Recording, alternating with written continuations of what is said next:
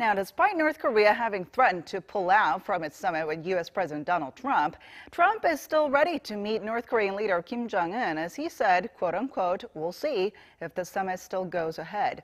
Now, the White House also tried to distance itself from John Bolton's recent Libya model comments, saying that the U.S. is actually pushing for the Trump model to denuclearize North Korea.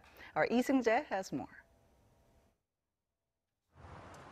The potential path to denuclearization and peace on the Korean Peninsula now hangs in the balance after North Korea threatened this week to pull out of its upcoming summit with U.S. President Donald Trump. This is what Trump had to say about the matter on Wednesday ahead of his talks with the president of Uzbekistan. We'll have to see. Can the Korean summit be salvaged? We haven't been notified at all. We'll have to see. President Trump has said he expects the June 12 summit in Singapore to be a success. And until the North Summit threat and sudden cancellation of high-level inter-Korean talks this week, it appeared everything was falling into place. Pyongyang released 3 American detainees last week in a show of good faith, and President Trump praised North Korean leader Kim Jong-un for being excellent to the men who were imprisoned under questionable circumstances. However, despite the setback, the White House remains optimistic.